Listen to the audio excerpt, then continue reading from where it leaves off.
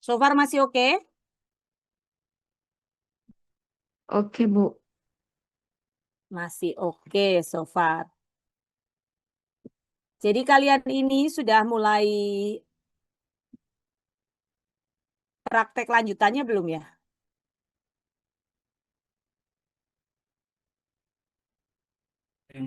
Untuk sih belum Bu. Kalau belum ya. Jadi nunggu masih perkuliahan semua ini. Iya. Oke. Ya, sekarang udah kurang berapa orang?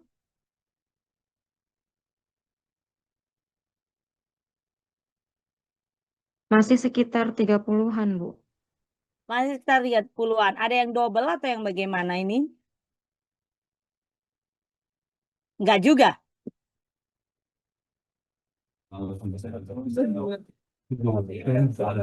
Oke, sambil kita mulai. So, this last meeting, right? Di semester ini dengan saya? Maksudnya di mata kuliah saya? Betul, Bu. Ini terakhir bersama. Oke. Nanti kita selesaikan satu mata kuliah ini dan ada satu tugas yang agak berbeda dari sebelumnya. Itu yang harus kalian lakukan at least maximum 10 days ya. 10 days maximum. Berarti kalau 10 days, this one Saturday. Saturday besoknya udah 7 hari. So, saya harus lihat sekitar hari Rabunya. Minggu-minggu depan. Hari ini kita akan belajar mengenai kontras, right?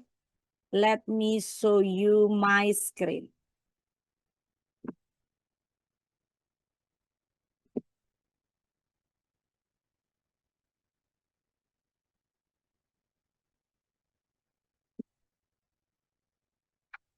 Oke.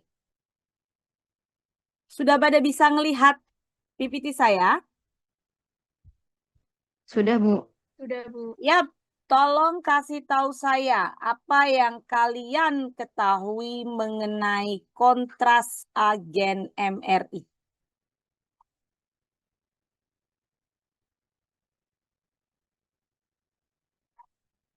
Silakan Nadia, Claresta.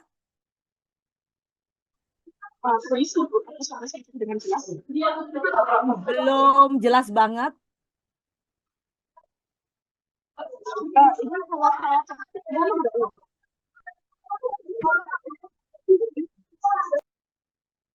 Nggak terlalu jelas sih. Gimana Nadia? Poinnya. Intinya dia itu mempersingkat waktu relaksasi. Dia itu apa relaksasi tadi? Mempersingkat waktu relaksasi. Mempersingkat waktu relaksasi. Kenapa kok dia bisa membuat singkat waktu relaksasinya? Dia paramagnetik. Gimana? Dia bahan kontrasnya paramagnetik. Paramagnetic material.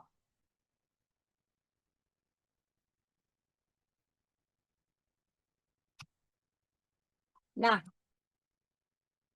apa yang membuat dia mempersingkat? Karena materialnya yang berbeda. Thank you Nadia. Pertanyaan saya berikutnya. Apakah konsep bekerja media kontras pada MRI itu sama dengan media kontras dengan CT scan? Beda. Meningkatkan densitas. Kalau CT scan berbeda ya, karena satu ke densitas, yang CT scan kita ke intensitas. Oke, thank you. Nah, teman-teman, saya mau tunjukkan sesuatu dulu. Sebelum kita go to material. Saya buka yang lain dulu ya. Nah, Coba kalian perhatikan ada dua gambar yang akan saya tunjukkan dulu ini teman-teman. Nah, sebentar.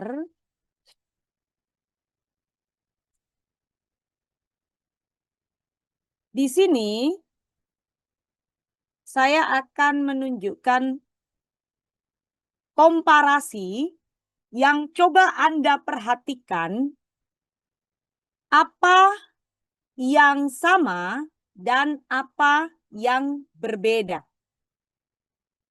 Sebentar ya.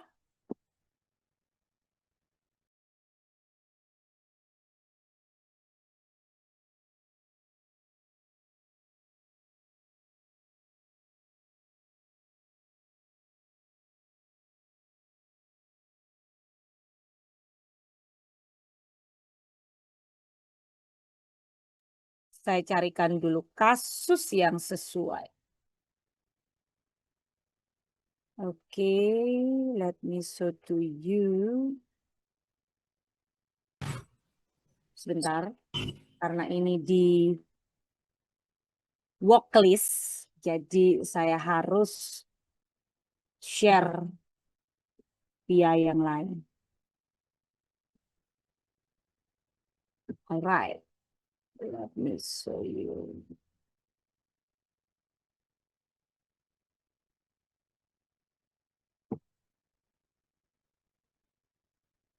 Oh, belum saya share. Share.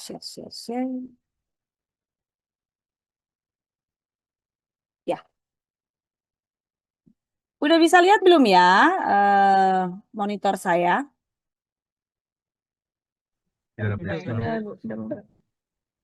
Oke.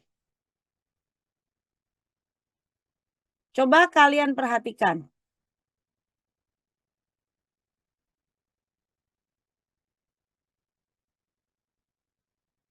Ada dua gambar di sini.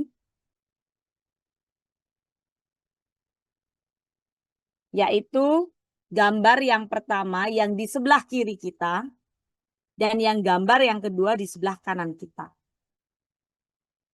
Apa persamaannya?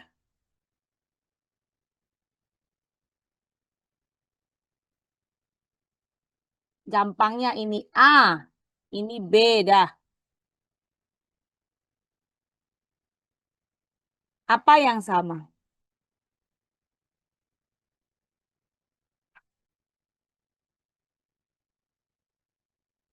Apa yang berbeda?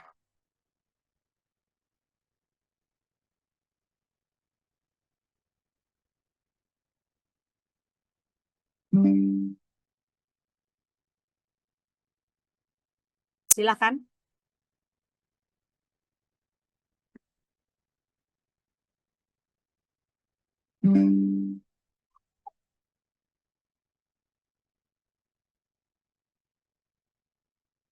Ini A, ini B.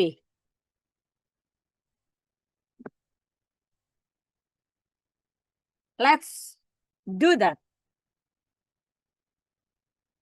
What is the similarity and the differentiation?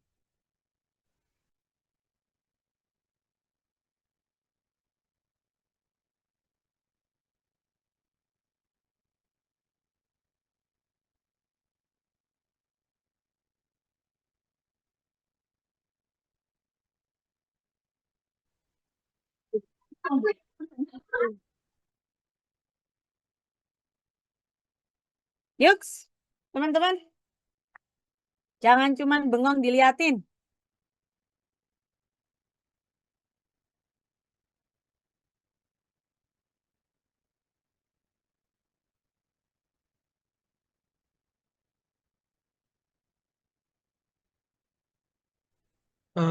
Mau jawab, Bu. Silakan. Kalau pada gambar A, itu lesi yang nampak di gambar A itu lebih enhancement timbangan lesi yang ada di gambar B, lebih gelap. Oke. Terus, apalagi yang kamu temukan? Jadi ini differentiation-nya. Persamaannya.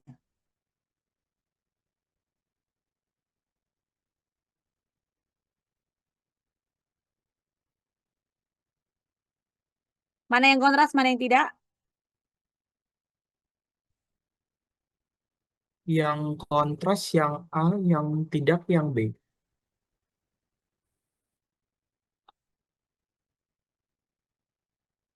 Oke, apalagi teman-teman bantu si Marianus.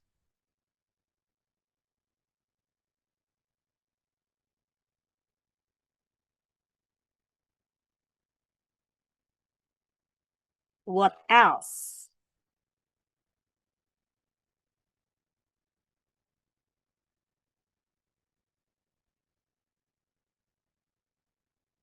Izin menambahkan, Bu. Silakan Margi. Vaskularisasi pada gambar A lebih eh, cerah, lebih hyperintens dibanding vaskularisasi gambar B. Strong vaskularisasi ya. Oke. Thank you, Margi. Apalagi, teman-teman?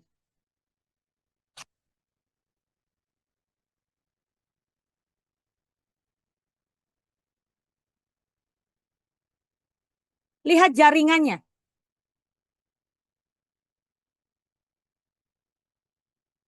What do you think jaringannya?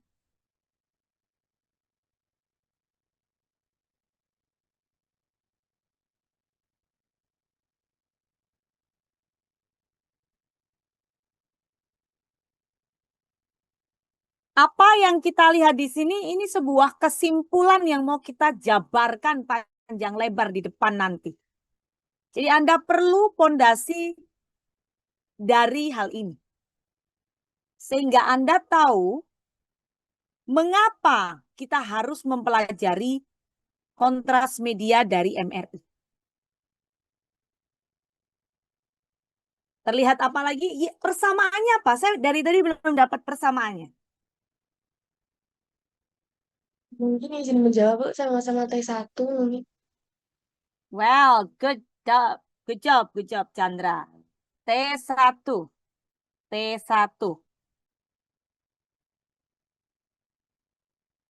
T1 bedanya apa? Yang di A dan yang B. Bedanya yang T1 itu ada post kontras, yang T1 yang B itu pre kontras. Yes, that's right. Sudah kita jawab. Yang A kontras, yang B non kontras T1. That's clear. Dari T1-nya di sini yang kita lihat. Bedanya apa?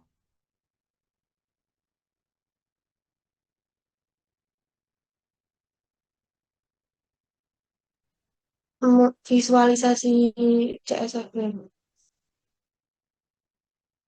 Visualisasi CSF, that doesn't matter. Lihat jaringan lemaknya.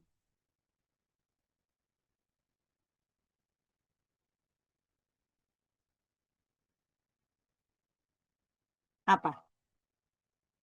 Yang di B jaringan lemaknya lebih hiperintens dibanding jaringan lemak yang di gambar abu.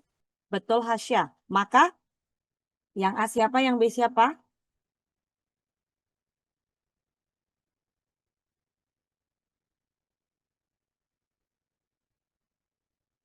Ini tampak jaringan lemaknya. Ini tidak. Maka di sini kerja siapa? Ini jaringannya dihilangkan berarti?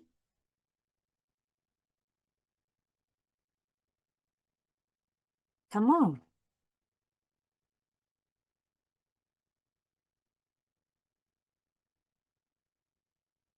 Kalau jaringannya dihilangkan berarti? Yang satu yang A T1 kontras apa dan yang B T1 kontras apa? Yang A T1 STIR, Bu. Still. Boleh T1 stir. Tapi STIR di sini kan pakai inversion recovery. Sedangkan sama-sama T1 di mana kontrasnya pembobotannya sama ini, tidak berbeda jauh. Berarti dia bukan menggunakan teknik STIR. Berarti dia siapa? Teknik STIR tampak hitam sekali.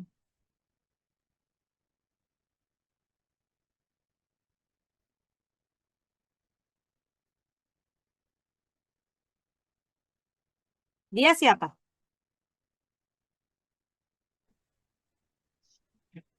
Kontras bukan, Bu? Kontras sama enggak kontras kita udah clear. Udah stage, Amniko. Ini kita sedang mempermasalahkan satunya fact-nya tidak tampak, satunya ada. Maka namanya siapa? T1 apa?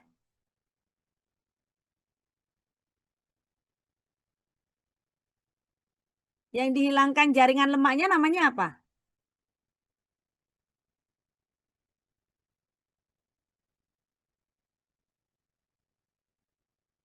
Yang dihilangkan jaringan lemaknya namanya apa? Teknik apa? STIR, Bu. STIR pakai inversion recovery. Kan dia tidak mengubah sama sekali kontras pembobotannya. Flare, Ibu. Flare fluid yang disupres. Yang disupres flare itu cairan. Ini yang hilang lemak. Teknik apa namanya? Fat suppression, Ibu. Fat suppression, that's easy way. T1 fat set contrast.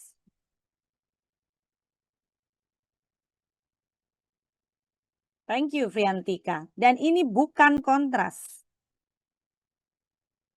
Pertanyaan saya selanjutnya, mengapa menggunakan kontras? Pada T1 dilakukan fat set pula.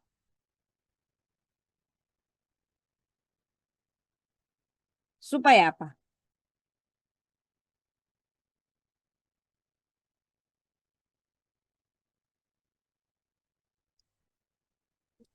Supaya bisa membedakan kontras dengan jaringan lemak. Yes, that's right. Perhatikan, kalau tidak di fat set. Kepala biasanya tidak di fat set sih. Cuma saya ingin memberitahu Anda, selain kepala, kalau ada sesuatu di area fat setnya ini ternyata juga ada lesi, maka kontrasnya akan kelihatan lebih enhance atau lebih strong. Karena nggak nyaru warna putihnya kayak begini. Oke? Nah.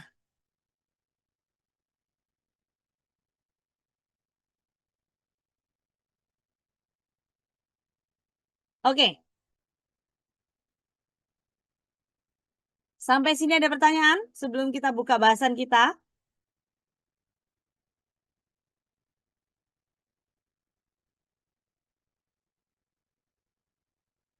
Clear?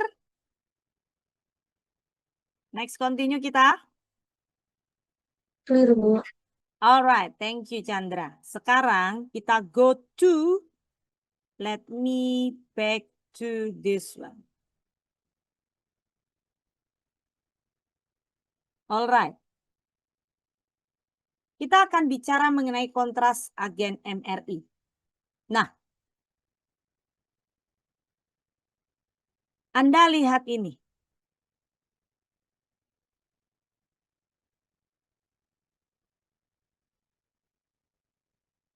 Ada satu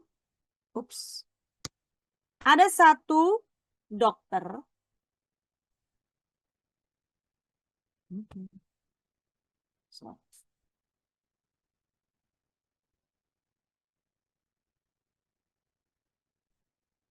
Oke, ada satu dokter bertanya kepada pasien yang sudah dilakukan MRI. Biasa, MRI biasa, maksudnya tanpa kontras apapun. Dokter ini bilang, I am afraid so. Aku takut nih. Karena mungkin akan ada tumormu itu akan dilakukan pembedahan. Nah, pada saat pemeriksaan MRI bicara mengenai tumor, itu akan kompleks, teman-teman. Karena tumor ini biasanya butuh prosedur lanjutan, yaitu ditambahkan suntik kontras.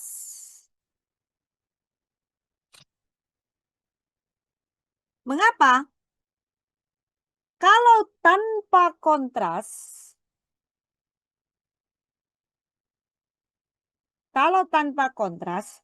kita sudah bisa lihat macromolecular contents.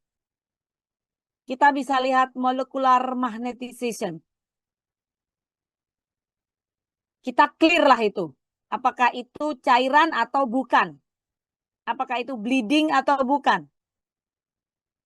Cairan tuh ya cairan normal atau cairan udem karena ada sekitarnya tumor. Tapi kalau ditanya tumornya tumor apa? Nah, itu perlu menunjukkan pattern atau pola sebenarnya tumor itu.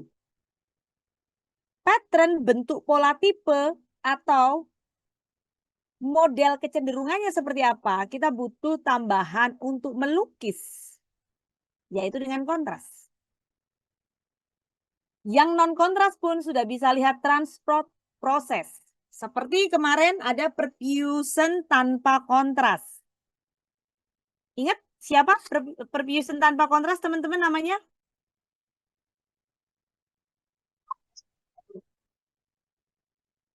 Siapa? Arterial AS. ASL, arterial spin labeling. Thank you. Arterial spin labeling, ASL, jangan sampai salah. Nah, next we need contrast. Sekarang kita mau cek dulu sebelum kita go through deep about contrast MRI. Ada yang namanya sebuah proses, namanya transport proses. Transport proses itu kategori dari kontras mekanisme. Ya, kategori dari kontras mekanisme. Bagaimana maksud dari kategori kontras mekanisme itu? Ada kita melihat aliran. Ada kita menganalisa namanya perfusion, convection, permeability. Dan kita melihat diffusion tensor. Dari ketiga hal yang kita sebutkan di sini, yang tidak membutuhkan kontras adalah diffusion tensor. Either you can go without contrast or you can go with contrast. I don't care. But if you ask which one better, before or after contrast, if we are talking about diffusion, of course, our answer is pre-contrast. Because what? There is no effect with contrast media. But there is no big deal. Which is, kita tahu kalau tanpa kontras, we can go with diffusion tensor. Diffusion weighted imaging, diffusion tensor, diffusion, whatever you talk about diffusion. That doesn't matter before or after contrast. But if you give me choice, I prefer go before contrast. Itu ya. Tapi kalau flow, kita perlu MRI kontras. Meskipun tanpa kontras kita bisa pakai phenomenon flow, POF, phase contrast, perfusion, ASL, can do, but DSC, DCE, we need contrast. Convection metapermeability as like DCE, K-trans, KEV, we need contrast. Diffusion incoherent motion itu seperti ada isotropik dan restricted yang kita sudah bicarakan sebelumnya. Fiber tracks kita juga sudah lihat modelnya seperti ini. Diffusion increase tumor ini seolah-olah bright. Kalau tumor. Tapi nggak semua tumor juga bisa bright di diffusion. What type of tumor we need to explore and we need go with contrast. And then when we talk about diffusion decrease in acute ischemic, it means stroke, ya nggak perlu pakai kontras. Just need DWI dengan ADC. So, you can see the hyper. Jadi, hipo. Yang di hyper intense itu restricted diffusion, menjadi hipo pada apparent diffusion coefficient jika kasusnya stroke. Yang clear kita sudah bicara pada pertemuan pertama. Any question sebelum kita go? Aku mau tanya Sherin ya. Sherin atau siapa tadi yang? Saya waktunya jam berapa? Sampai 9.20. 9.20. Oke. Good. Nah, sekarang let's go. Tadi diffusion incoherent motion. Now we talk about perfusion and flow coherent motion. Incoherent ketidaksamaan. Coherent motion ini yang mau dilihat yang sama, yang seragam, yang mau kita capture. Nah, bagaimana kita melihatnya ini? Oke. Ini yang mau di-capture adalah yang coherentnya. Ada sesuatu yang sama. Tapi mau kita capture keberbedaannya. Bagaimana kita menganalisa hal tersebut? Contoh. Coherent itu kan ke arah yang sama. We clear about this. Kita ke arah yang sama, terus kita mau melihat bagaimana perfusionnya, aliran kapiler dari nutrisi-nutrisi masuk dari arteri, kapiler sampai ke vena, itu yang seragam yang mana? Yang seragam itu di-capture. Sehingga pada suatu saat dia tidak seragam, dia ada vessel block di sini karena oklusi, nggak rame di area sini arterinya, maka menjadi sesuatu yang berbeda. Pada saat satu perbedaan tersebut terjadi, maka kita bisa mendetek bahwa itu alirannya beda. Maka itu yang dilihat dari yang namanya perfusinya berkurang. Ischemic stroke. Meskipun bisa pakai ASL, tapi yang ingin saya tekankan di sini, dia sedang melakukan DSC. Dynamic Susceptibility Contrast.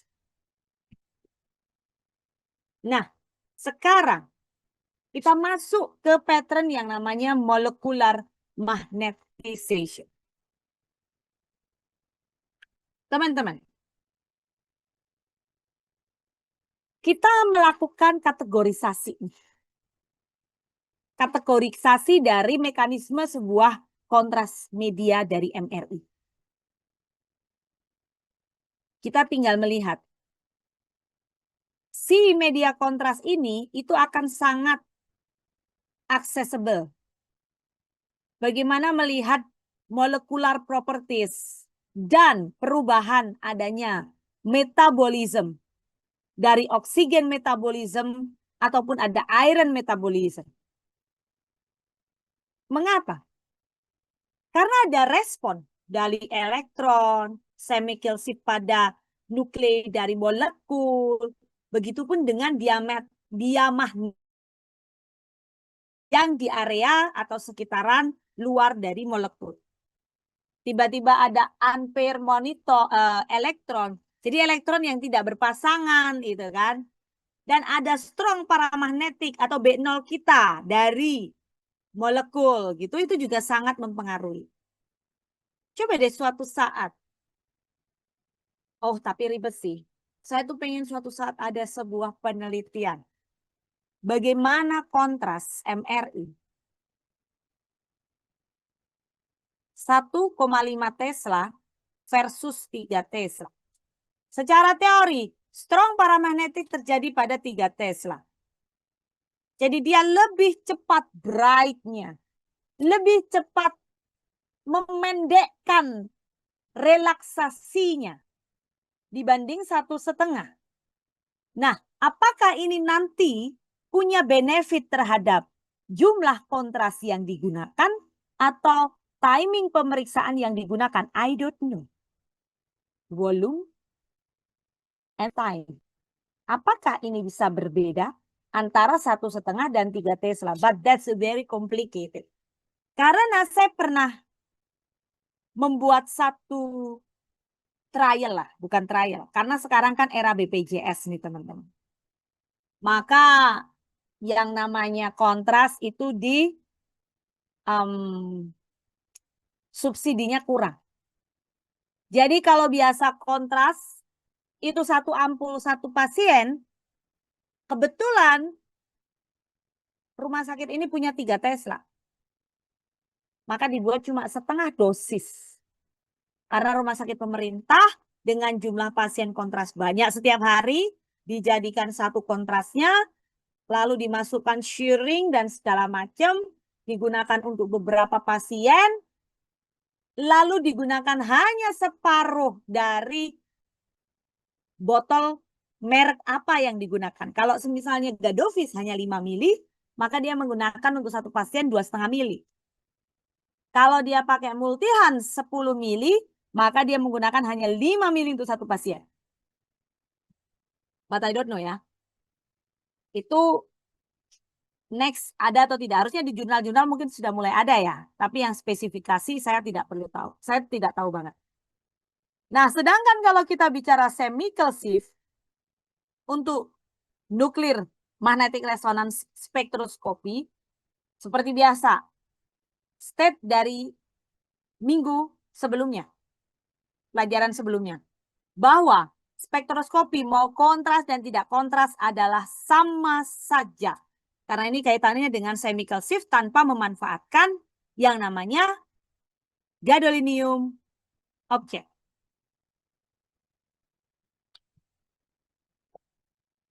Lalu ada juga yang namanya iron paramagnetic.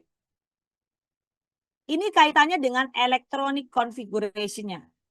Dan juga bulk oxygen level dependent untuk melihat fMRI. Nah, ini dia iron metabolism-nya. Baru kita bicara mengenai kategori dari mekanisme kontras yang digunakan untuk pemeriksaan based on dari makromolekular atau cellular contents pada water. Apa yang kita bicarakan? Relaxation T1 dan T2. Apa yang mau kita bidik di sini? Tadi kita sudah melihat yang digunakan kontras adalah T1. Kadang-kadang ditambahin fat cell. Sekarang kita lihat di sini.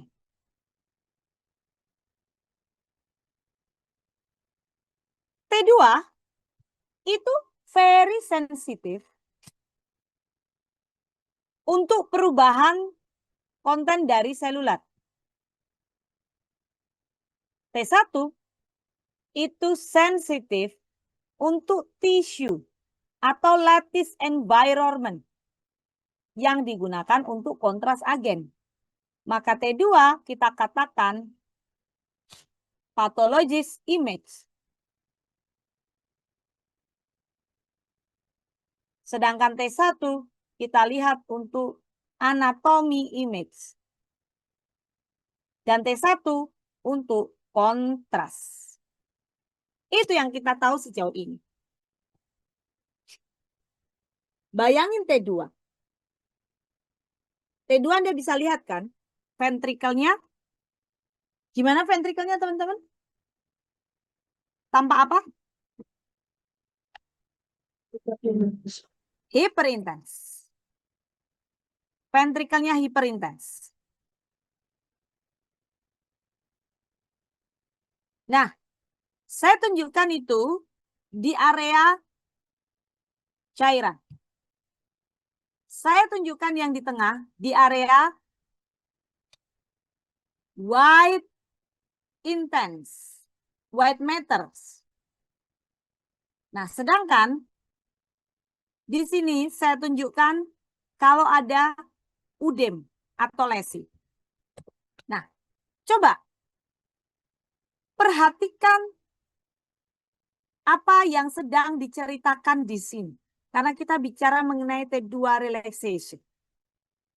Terus coba kasih komentar. Mengapa pure water, mengapa normal, mengapa edem atau lesi. Terus dengan hal yang ini, maksudnya seperti apa? Ada yang bisa bantu jawab?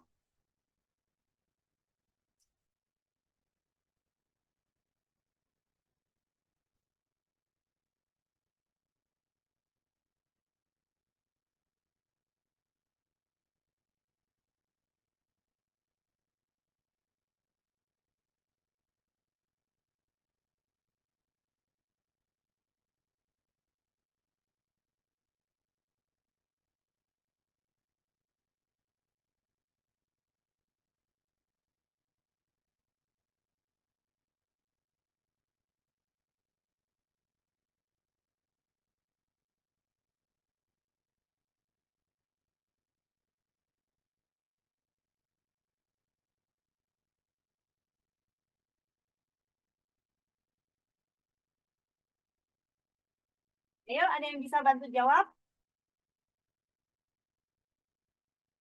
Apa maksudnya ini?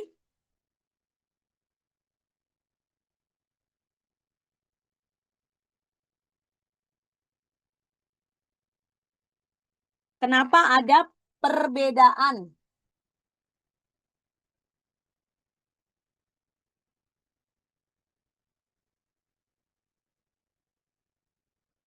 Pure water, cairan, zero content. Zero content it mean ya cairan itu ya kontennya cuma cairan. Jadi T2 itu panjang. Dia butuh 2 second. Sedangkan normal tissue itu di area yang namanya si white matter yang warnanya hitam-hitam ini, wah itu a lot of contents. Ada yang namanya myelin, ada yang namanya fibernya, ada yang namanya banyak hal di situlah. Dia harus mengcapture semua. Maka ya sudah. Titunya short perhitungannya. Dia cuma butuh 75 milisecond. Karena amburadul banyak sekali. Sedangkan kalau udem atau lesi, itu berarti bukan pure water, bukan juga normal tissue. Sehingga dia jauh, nggak pendek-pendek amat, dan jauh, nggak tinggi-tinggi amat atau panjang-panjang amat. Maka dia di area abu-abu, bukan hitam, bukan putih. Itu T2. Masalahnya putihnya T2 ini ada pure water. Sedangkan T1 pure water hitam. Nah, jadi kadang-kadang si udem atau lesion ini Grey-nya itu bisa grey-grey banget atau grey-grey kayak pure water yang kita juga nggak ngerti kalau kita tidak tahu area normalnya. Maka untuk menjawab keraguan hal tersebut, meskipun sudah mampu untuk membedakan banyak materialnya dengan T2, kita tetap perlu media kontras. Karena sejatinya yang rusak, sejatinya yang bukan pure water dan bukan area yang normal, baik itu white matternya atau gray matternya, berarti mau dikasih kontras seberapapun banyak kalau dia normal, ya lewat aja, nggak akan kejeglong. Karena nggak ada yang rusak. Jadi kalau nanti dikasih kontras, tiba-tiba ada kontrasnya kejeglong atau yang ada warnanya putih, berarti itu ada yang rusak.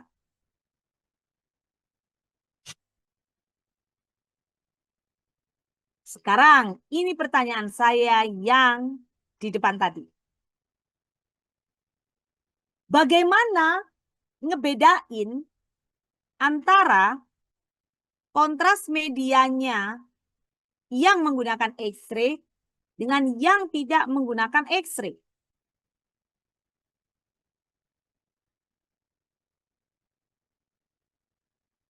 Kita bicara tipe-tipe.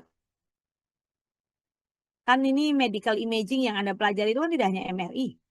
Ada X-ray, ya kan? Kalau CT scan basicnya X-ray bukan? CT scan X-ray atau bukan? Iya, Bu. Yes. Nah, tapi ada MRI. Kalau Anda nanti berbicara mengenai kedokteran nuklir, itu agen kontrasnya beda lagi. Karena sumber atau apa yang disasar, itu berbeda mekanismenya. Sekarang, kita bicara low-dynamic contrast agent. Kontras agent di sini, kalau kita bicara low-dynamic, it means kontras media yang dipakai pada pencitraan yang dengan menggunakan sinar X. Pada mesin X-ray, mesin mamografi, mesin CT scan. Yang artinya meningkatkan daya atenuasi si sinar X. Maka kita katakan biasanya itu kontras positif kan. Kalau kalian bilang. Sedangkan kalau kita bicara negatif kontras agent. Atau biasanya kita pakai kontrasnya itu cairan. Berarti itu yang kita menginginkan itu mampu menurunkan daya atenuasi dari sinar X. Bisa udara,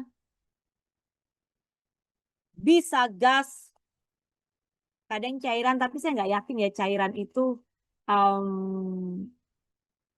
usus-usus gitu. Saya nggak terlalu expert di pemeriksaan seperti BNO, IPP, atau apapun itu ya, atau menggunakan colon in-loop gitu. Itu sudah long time ago saya menggunakannya, jadi saya nggak bisa banyak bicara. Tapi yang ingin saya sampaikan, waktu itu saya pernah menggunakan, ada di pompa gitu ya, menggunakan gas supaya maunya warnanya hitam pada saat di X-ray. Sehingga menurunkan, secara teori menurunkan daya atenuasi. Pertanyaan berikutnya adalah, bagaimana mekanisme dari kontras MRI itu sendiri? Of course, we talk about gadolinium base. Why gadolinium? We need to understand. Kenapa bukan Fe atau iron, besi gitu kan? Atau kenapa bukan proton, hidrogen, or whatever gitu kan? Atau bukan mangan, tapi gadolinium. We need to know. Alasannya ini. Alasannya dia butuh sesuatu, butuh satu dia punya tugas. Jadi agen ini bertugas. Material ini bertugas, apa tugasnya? Bagaimana mengubah sifat magnetik dari inti hidrogen yang menyerap bahan kontras tersebut. Inti hidrogen ada pada seluruh tiap material dalam tubuh kita.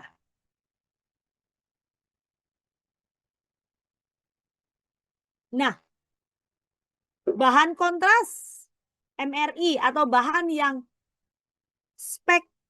meet expectation atau bertemu dengan spesifikasinya itu adalah gadolinium. Mengapa? Karena kan pada kontras agen MRI kita mau melihat bagaimana ekstraseluler kontras agen atau organ spesifik agen dan blood pool agen. Maka dari sini si gadolinium mampu untuk meningkatkan visibility dari body struktur internal dari dalam. Dan dia mampu memendekkan T1 relaxation pada tiap atom.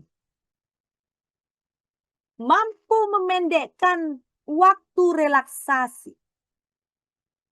Satu lagi, dia tidak bisa melewati blood-brain barrier. Do you know what is that? Siapa yang tahu blood-brain barrier? Coba, bantu saya. Apa itu blood-brain barrier? Si gadolinium ini nggak bisa nembus si blood-brain barrier. Apa itu?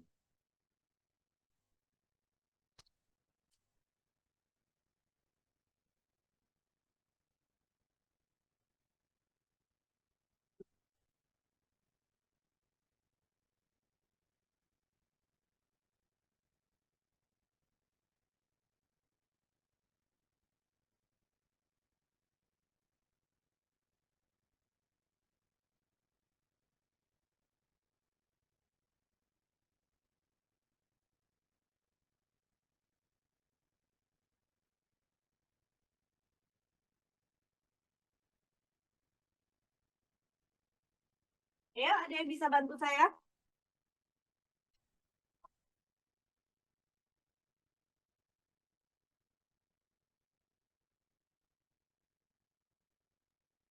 Boleh buka you punya smartphone-nya. Lah punya smartphone kok nggak dibuka-buka. Apa? Lapisan pembuluh darah di otak yang mencegah masuknya racun atau zat lain yang tidak dikenali melalui pembuluh darah. Good. Teman-teman, di kepala kita ini ada selaput yang membentuk pertahanan di area pembuluh darah yang mau masuknya lewat pembuluh darah itu. Jadi itu kayak di apa ya? Disegel. Nah, kalau dia normal, kayak pipa-pipa paralon itu loh. Nah, itu tapi dilapisin semua. Si gadolinium itu ya cuma lewat aja. Dia nggak bisa nembus, nggak bisa meresap, dan nggak bisa apa-apa. Tapi kalau ada tumor, berarti blood-brain barrier-nya udah rusak. Udah bocor. Pada saat dia bocor, baru si gadolinium itu masuk. Sehingga membuat lukisan warna menjadi hyperintensity pada T1. Artinya area situ, pembuluh darah di situ sudah mulai rusak, mekanismenya seperti itu. Ada vaskularisasi, ada tempat nutrisi yang makan di area situ karena dia bocor. Tuh.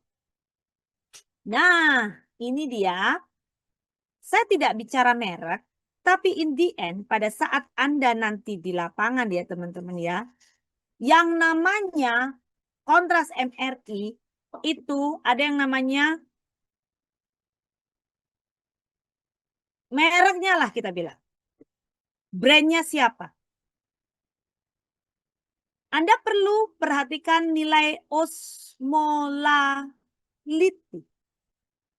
Anda harus lihat viscosity. Anda harus lihat stability. T1 reactivity, eliminate half-life, dan dosnya. Yang paling penting yang perlu Anda lihat adalah osmolality dan viscosity. Stability, T1 reactivity, elimination almost same. Apalagi yang dose, almost same. Sekarang nih teman-teman, coba cari. Apa itu term condition, apa itu istilah, atau apa itu terminologi dari osmolality dan viscosity. Coba cari. Karena osmolality dan viscosity itu akan menimbulkan reaksi yang berbeda. Sama nih pasiennya. Tapi Anda pakai satu multi-hands, for example. Tapi Anda satu pakai Gadovis, for example.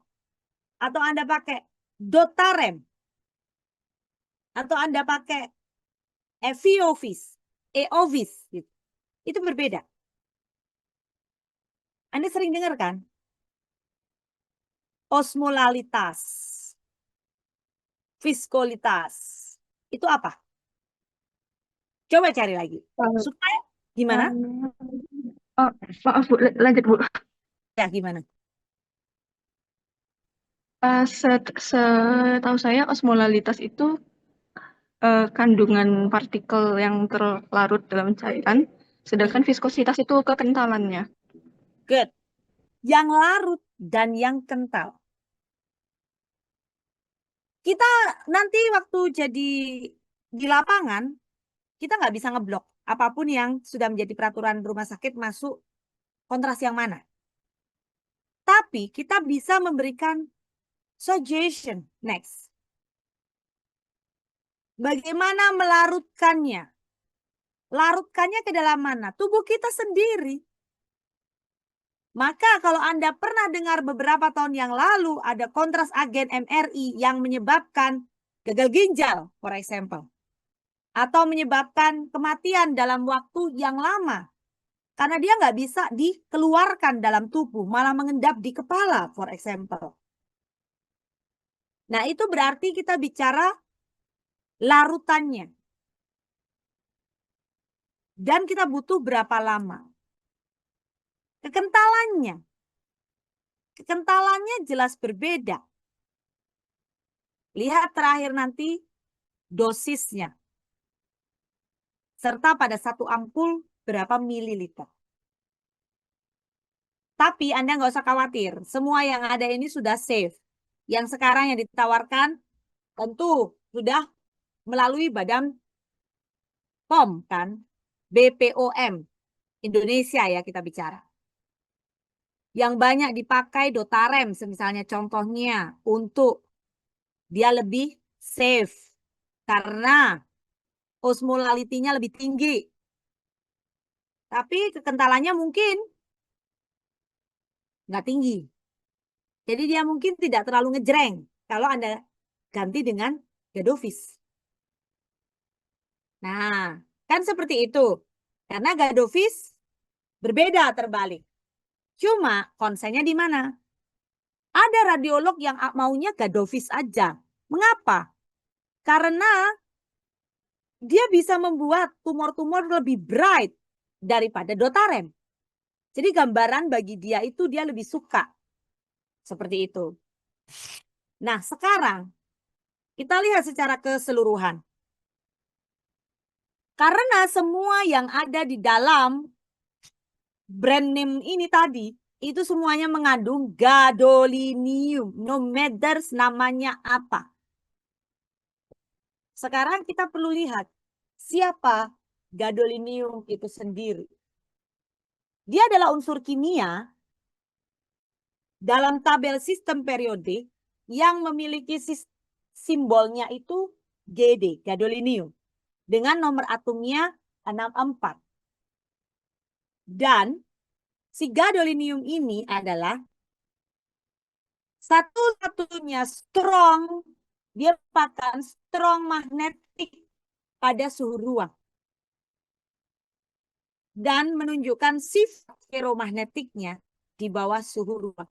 Sekarang, sebelum lanjut kita bicara, ada bahasa menarik nih, ferromagnetik.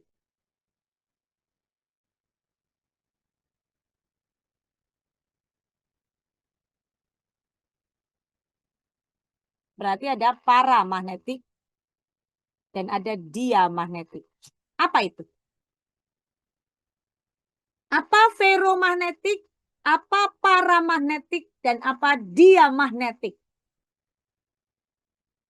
Manusia itu paramagnetik loh. Tapi plastik itu diamagnetik. Sedangkan besi itu ferromagnetik.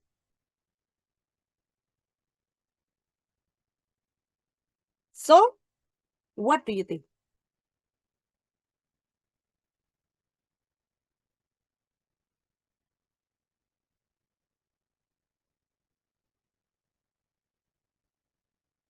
Besi, baja,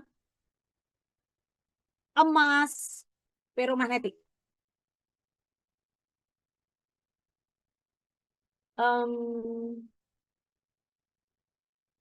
Tapi seng, plastik, diamagnetik. Kita, manusia, paramagnetik. What do you think?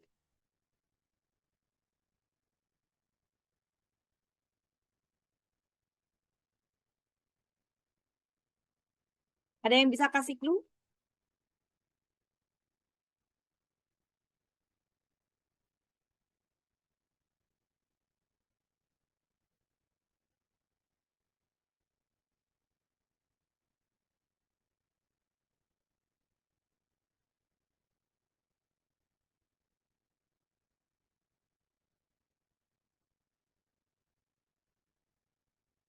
Besi atau sesuatu yang mendekat dengan magnet pada saat dijauhkan, pada saat dia masuk ke dalam magnet, pada saat dia dekat dengan magnet, dia menjadi magnet.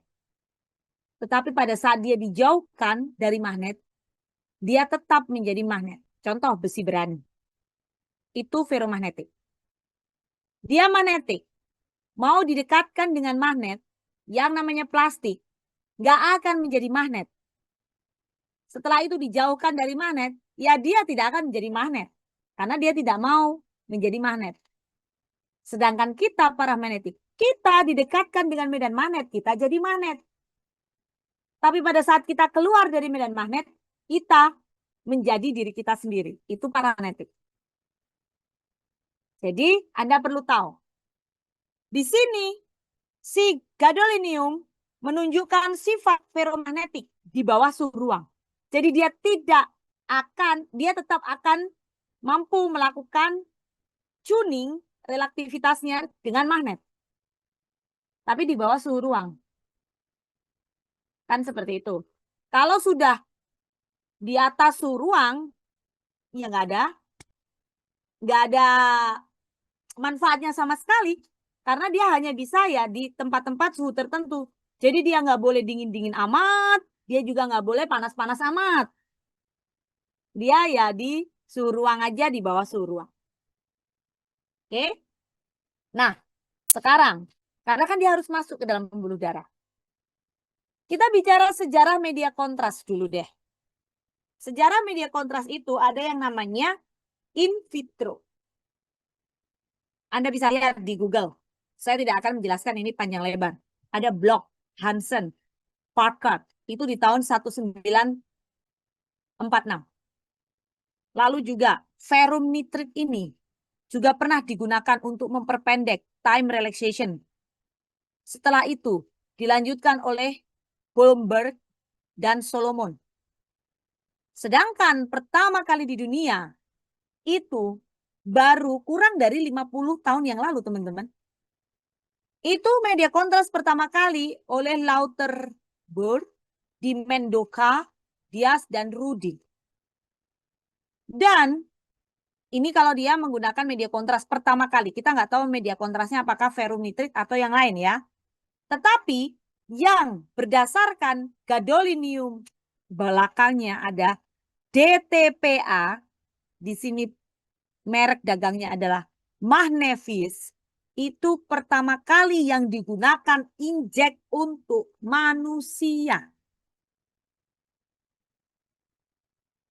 Manusia berarti bisa kita kasih asumsi penggunaan kontras MRI pertama kali itu bukan pada manusia.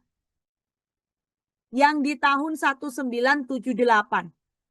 Karena, tapi kita nggak tahu. Dia tidak menyebutkan. Bisa dengan manusia, bisa tidak dengan manusia, tapi tidak menyebutkan mereknya apa. Hanya kalau berdasar gadolinium DTPA ini yang sangat krusial. Kenapa ada lanjutan DTPA? Itu yang perlu Anda ketahui. Sehingga setelah itu adalah penelitian lanjutan yang kontras harus aman, dapat ditoleransi oleh tubuh manusia. Maka bagaimana kita mendapatkan sebuah kontras agen atau media kontras untuk MRI yang baik jika dia berpengaruh terhadap parameter secara efisien. Pokoknya jangan sampai dia membuat toksik pada manusia. Dan tidak boleh dosisnya tinggi. Dia memiliki mekanisme kerja yang mampu mempengaruhi surrounding-nya. Jadi dia tidak center of core-nya aja, tapi dia mampu mempengaruhi surrounding dari tisu tersebut. Dan dia dapat meluruh dari tubuh dengan waktu yang singkat, maka tidak boleh ada penumpukan deposit dalam tubuh. Satu lagi, dia perlu penyimpanan yang lama, maka dipilih gadolinium. Sekarang konsepnya adalah bagaimana kita bicara si kontras ini mampu mengubah waktu relaksasi dari jaringan dan organ tubuh. Kenapa? Karena dia memberikan signal yang lebih tinggi atau yang lebih rendah. Aku nggak tahu. Kalau dia pure water, kalau dia tumor, kalau dia tisu bukan pure water dan bukan tumor, berarti signalnya kan bervariasi. Artinya dia bukan menangkap hanya satu signal saja. Tapi dia heterogenis signal itu bisa ditangkap sama dia. Sehingga dia dipengaruhi oleh perubahan variasi jaringan. Baik memanjang atau memendek. It means pada T1 atau pada T2. Jaringan tersebut. Dan si medan paramagnetik kita, paramagnetik, yang dimasukin gadolinium tadi menghasilkan banyak osilasi medan. Dalam arti medan magnet. Sehingga tergantung masalahnya mana. Akan memperoleh satu jaringan yang memiliki afinitas. Cari Google. Apa itu afinitas yang lebih tinggi, atau kita katakan afinitas itu gaya tarik-menarik atau vaskularisasi yang lebih banyak dibandingkan yang lain. Maka yang namanya kontras MRI itu harus mampu memiliki daya afinitas yang lebih tinggi jika ada area vaskularisasi yang lebih tinggi, yang biasanya disebabkan oleh adanya kebocoran. Apa tadi BBB? Blood-brain barrier. Yes. Sebagai contoh, tumor. Jaringan tumor, kalau ketemu gadolinium, maka uptake-nya, daya bangunnya daya showingnya itu akan lebih besar dibandingkan jaringan di sekitarnya. Maka tumor T1